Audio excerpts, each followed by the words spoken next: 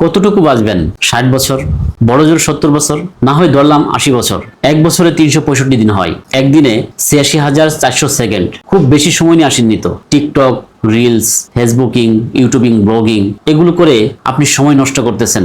শেষ হয়ে যাবে একদিন এই সময়। একজন মানুষের কাছে যখন কয়েকশো কোটি টাকা থাকে তখন তাকে টাকার বিলাসিতা মানায়। যার কাছে কয়েকশো টাকা থাকে তাকে কিন্তু টাকার বিলাসিতা মানায় না। আপনার আয়ু যদি কয়েকশো বছর হতো বা কয়েক হাজার বছর হতো তাহলে আপনি সময়ের বিলাসিতা করতে পারতেন বা আপনাকে মানাতো। এত অল্প আয়ুতে মন খারাপ, কষ্ট, পচা ব্যাপার স্যাপার এগুলোতে সময় নষ্টের সুযোগ কোথায়? ফ্যামিলিকে সময় দিন, ভালো বই পড়ুন, টুক করে বেরিয়ে আসুন চমৎকার কোনো জায়গায়। রাত জেগে আকাশ দেখুন, ভোরের সূর্যোদয় দেখুন, সন্ধ্যায় পাখিরা কিভাবে ঘরে ফিরে সেটা দেখুন, নদীর ঢেউ অনুভব করুন, ভরা পূর্ণিমাতে এবং ভরা অমাবস্যায় তীব্র জোয়ারে ফুঁসে ওঠা সাগরকে দেখুন। প্রতিদিন সময় করে আধা ঘন্টা কোনো শিশু বাবুর সাথে থাকুন, নিষ্পাপ আনন্দের উজ্জ্বলতা দেখুন, স্রষ্টাকে স্মরণ করুন। পৃথিবী কত সুন্দর সেটা ফিল করুন, বিশ্বাস কতটা সুন্দর সেটা অনুভব করুন। চমৎকার একটা কথা আছে জানেন তো, don't count the days, make the days count. Happy লাইফিং একটু ভাবুন, নিজেকে এই দিনটা আপনি কি নিজের মতো করে দিন। আজ যদি